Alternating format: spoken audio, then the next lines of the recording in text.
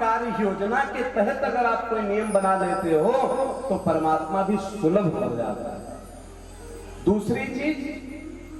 दूसरी चीज ये, हमें हमारे अंदर दो चीज है, हम अधिकार तो बहुत जानते हैं, कर्तव्य नहीं जानते। हमें कर्तव्यनिष्ठ बनना है, हमें ईश्वर के प्रति समर्पण करना है, हमें ईश्वर के प्रति स्वार्थ प्रकट नहीं करना।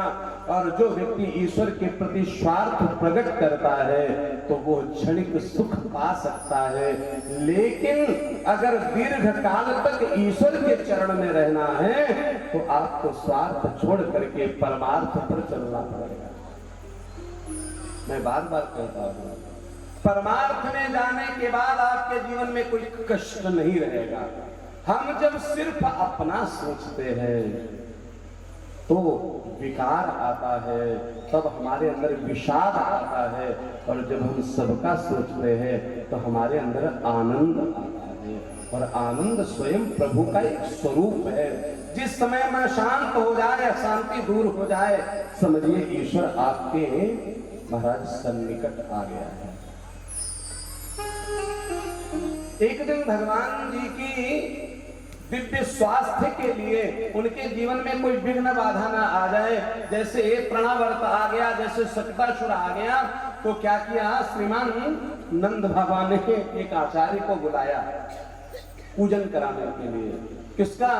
बोले गणेश चतुर्थी है, गणपति का पूजन करा दे।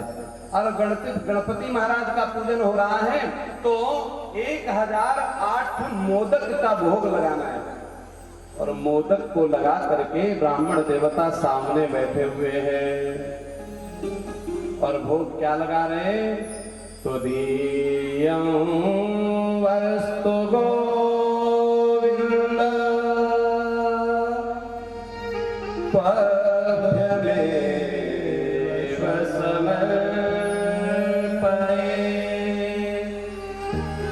गृहाण सम्मोह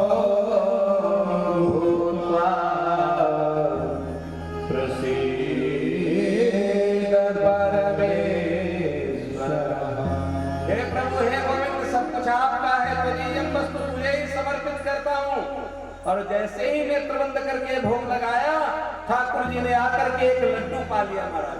आंख खोले तो देखा ठाकुर जी के मुंह में लड्डू। अब ब्राह्मण देवता नाराज हो गए, आवाज लगाई यशोदा मैया को, अरे देवी देखो, इसने पूरा भोग चोखा कर दिया, अब तो मुझे पुनः बनाना पड़ेगा। भोग हटाया गया महाराज। ब्राह्मण देवता फिर से भोजन तैयार किए और भोजन तैयार करके पुनः भोग लगा रहे हैं।